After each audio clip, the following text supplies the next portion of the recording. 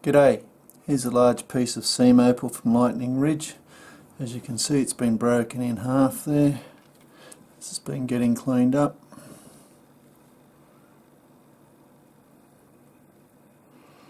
Nice black centre, should give you a nice deep blue. This is the middle.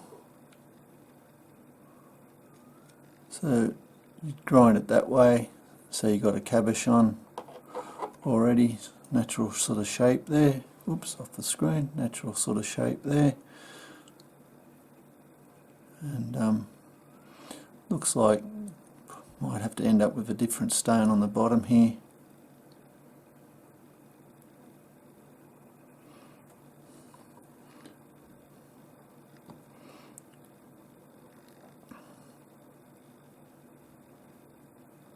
Colour seems to thin out a bit there on this end. Still, it shouldn't be too hard to cut a couple of stones out of this.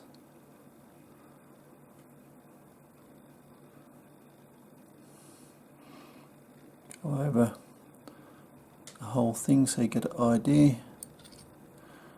how you might cut it.